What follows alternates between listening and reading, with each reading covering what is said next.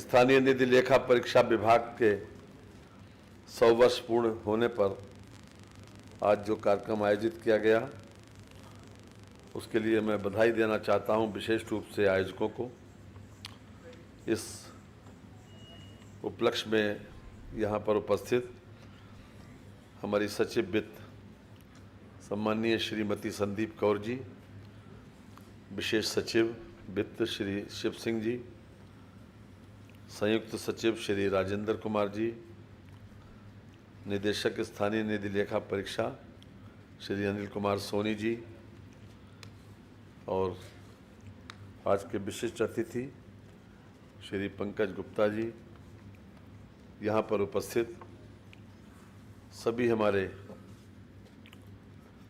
अधिकारी एवं सहयोगी कर्मचारीगण,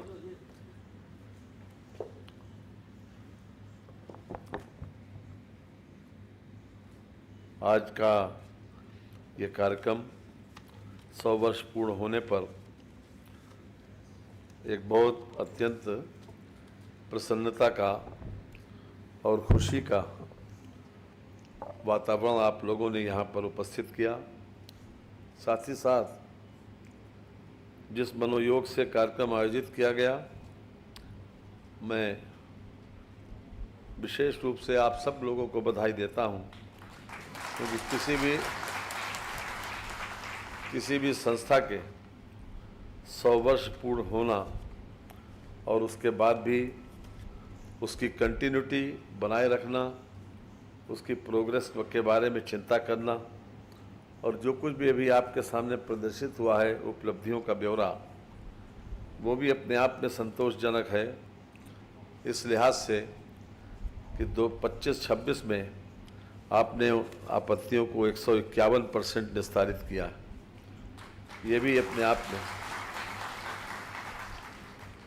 इसके अतिरिक्त जो भी जिम्मेदारी सौंपी गई उसको आपने बखूबी निभाया भी और यहाँ पर अपनी उपलब्धियों का ब्यौरा भी पेश किया। लेकिन ख़ास तौर से जो भविष्य के लिए संकल्प हैं उसमें आपने व्यवहारिक दृष्टिकोण भी रखा। लोग कहते हैं कि खाली पसीना बहाओ, आप लोगों ने सामने वालों के लिए व्यक्तिगत रूप से भी और सामूहिक रूप से भी पसीने बहाने का रिहर्सल भी यहीं से शुरू कर दिया। ये आप क्यों इसके ऊपर ताली बजा रहे हैं आप? ये पसीना बहाने का रिहर्सल जो है जिन आयोजकों ने भी किया है उनको मैं विशेष रूप से बधाई देता हूँ कि लोग कहते हैं कि पसीना बहाओ और व्यवहारिक रूप से इन्होंने वो परिस्थिति उपलब्ध करा दी ताकि आपका पसीना निकल जाए, ताकि आप व्यवहारिक रूप से इसके लिए आदी हो जाएं। बहरहाल मैं एक बार फिर से आपके नेतृत्व वर्ग को और आप सबको बधाई देता हूं आपकी उपलब्धियों के लिए। लेकिन एक बात विशेष रूप से आज के अवसर पर कहना चाहता हूं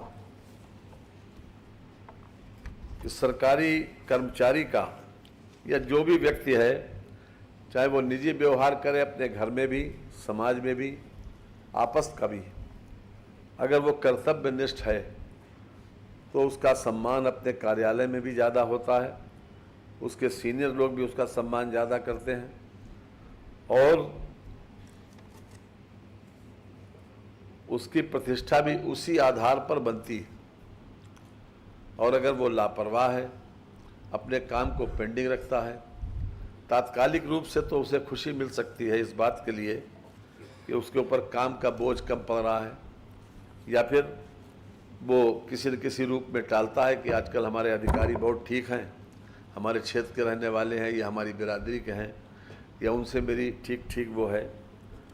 तो तात्कालिक रूप से ऐसे अकर्तव्यनिष्ठ लोगों को खुशी तो मिलती है, लेकिन अंततोगत्वा उसका नुकसान भी होता है, काम का भी नुकसान होता है और व्यक्ति अपनी भी ख्याति खोता है और का पूरे कार्यालय और पूरे अपने डिपार्टमेंट को भी उसके लिए बदनाम करता है। तो आज के दिन ये भी संकल्प लेने की आवश्यकता है कि हम जिस तन्मयता के साथ, जिस कर्तव्य निष्ठा के साथ आपने ये 100 वर्ष बिताए हैं, एक अच्छी उपलब्धियां यहाँ पर आपने प्रस्तुत की हैं, जो अपने आप में आदर्शोन्मुखी हैं और प्रेरणा देने वाली।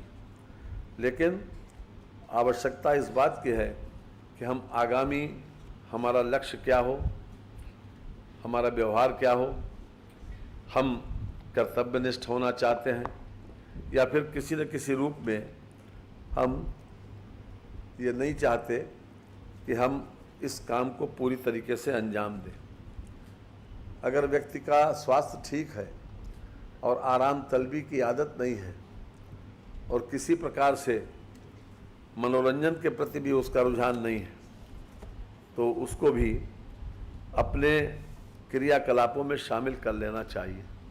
क्योंकि कभी कभी ऐसा भी होता है कि बहुत ज़्यादा आदमी अपने काम में व्यस्त होने के कारण अपने निजी जीवन में वो तनाव और थकान महसूस करने लगता है। इसलिए बैलेंस बनाकर चलना भी आप लोगों का काम है।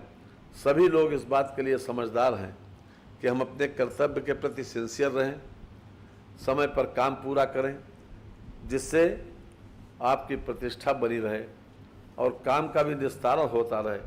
लेकिन साथ साथ इतना भी नहीं होना चाहिए कि आप तनाव में ग्रस्त हों, आपके स्वास्थ्य के ऊपर प्रतिकूल प्रभाव पड़े, आपके निजी जीवन पर प्रतिकूल प्रभाव पड़े या फिर आप मनोरंजन से पूरी तरीके से दूर हो जाएं।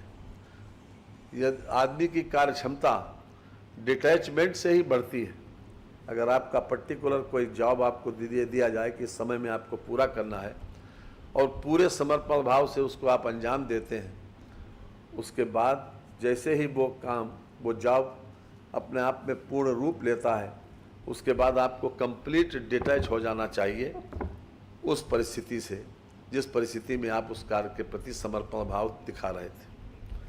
अगर आप मेरी बात को समझ सकें, इसको आत्मसात करें, तो मैं समझता हूँ कि आपके जीवन में ये काम ज़रूर आएगा। क्योंकि अधिक रूप से अगर आपको संतुष्टि काहे से मिलेगी? संतुष्टि काम को पेंडिंग डालने से कभी नहीं मिलेगी।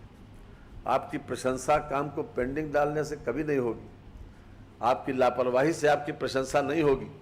अगर समय पर आप अपने लक्ष्य को, जो भी आपने निर्धारित किया है, उसको आप पूरा करते हैं, तो आपको अपने ऑफिस में भी, बाहर की दुनिया में भी, परिवार में भी, और जो आपका सर्किल है उसमें आपका सम्मान ज़्यादा बढ़ेगा। और जो कुछ भी आप तय करें उसको आप पूरा करें। सबसे बड़ी बात है हमारा टाइम मैनेजमेंट कैसा होना चाहिए। जिन लोगों का टाइम मैनेजमेंट ठीक है उनके पास टाइम की कभी कमी नहीं होती, और जिन लोगों का टाइम मैनेजमेंट ठीक नहीं है वो हमेशा स्ट्रेस में भी रहते हैं और उनके पास हमेशा अपनी उपलब्धि भी समय पर वो नहीं दे पाते। इसलिए सबसे ज़्यादा ज़रूरी है कि हम स्ट्रेस से दूर रहेंगे तभी जब हमारा टाइम मैनेजमेंट ठीक है। अगर हम टाइम मैनेजमेंट के आधार पर अपनी आगे की दिनचर्या जो भी हमारी है उसको हम निर्वाह करते हैं, तो हर तरह की हमको काम की सफलता भी मिलेगी और काम की सफलता से हमको आत्मसंतुष्टि मिलती है, जिसके लिए लोग बहुत ज़्यादा भागते हैं, प्रयास करते हैं। इसलिए तय आपको करना है कि आप कर्तव्यनिष्ठ होना चाहते हैं या अकर्तव्यनिष्ठ होना चाहते हैं। आपके सामने हमने एक स्थिति को प्रस्तुत किया है। ऐसा नहीं है कि आपको ये बातें मालूम नहीं। मैंने उसी बात को आज के दिन आपको याद दिलाया कि 100 वर्ष की उपलब्धि आपके लिए एक बहुत अच्छा प्रेरणादायक प्रसंग है। जो कोई यात्रा आप लोगों ने की है या आपके पूर्वाधिकारियों ने की है, उन लोगों ने जो भी आप इसमें सहयोग किया है, आज हम उनको भी विशेष रूप से साधुवाद देते हैं कि उनकी कर्तव्यनिष्ठा की वजह से हम आज ये दिन मना रहे हैं। और अभी यहाँ पर हमारे उद्घोषक ने एक शेर पढ़ा था कि बुलंदियों पे पहुँचना कोई कमाल नहीं, बुलंदियों पे ठहरना कमाल होता है। ये ठहरने की बात नहीं है। आपने चूंकि लिखा है यहाँ पर निरंतरता और उन्नति, अर्थात कंटिन्यूटी और प्रोग्रेस, ये आपने ही लिखा। तो कम से कम जो कुछ भी आपने यहाँ पर इंगित किया है उसके प्रति हमारा समर्पण भाव ज़रूर होना चाहिए। और ये तभी होगा जब आप उस बुलंदियों को ठहरने पर के लिए नहीं, उस बुलंदियों को और आगे बढ़ाने की सोचेंगे, उसको और अधिक प्रोग्रेस की बात सोचेंगे और उसको और अधिक कंटिन्यूटी की बात सोचेंगे। ये आप ही का संकल्प है। इसलिए अगर आप इसको अपने जीवन में उतारेंगे तो निश्चित रूप से आपके काम आएगा। और हर तरह से मैं समझता हूँ कि जो भी अभी तक आपने यहाँ जो प्रस्तुति की, मैं उसके लिए भी आयोजकों को बधाई देता हूँ। एक अच्छे तरीके से, जिस प्रकार से एक हर्षोल्लास का वातावरण होना चाहिए 100 वर्ष पूरा करने पर, उसी प्रकार से इस कार्यक्रम को आपने मनाया। लेकिन मैं ये अपेक्षा नहीं करता था कि मुझे 2 घंटे बैठना पड़ेगा यहाँ, और आपने उसको इस तरीके से ऑर्गेनाइज किया। चलिए खैर, बहरहाल फिर भी आज खुशी का दिन है, आप लोग उत्साह और उमंग में हैं। आपका उत्साह उमंग कायम रहे, क्योंकि उत्साह में आदमी काम ज़्यादा करता है, उत्साह में आदमी उपलब्धि भी ज़्यादा दे सकता है। इसलिए मैं फिर से आपके सभी पदाधिकारियों को बधाई देता हूं, और आगे भी आप कंटिन्यूटी और प्रोग्रेस के बारे में ज़रूर सोचें। इन्हीं शब्दों के साथ मैं सभी लोगों को हृदय से ढेर सारी बधाई और शुभकामनाएं देता हूं कि आगे भी काम का जज्बा, काम का उत्साह यही रहे। बहुत बहुत धन्यवाद।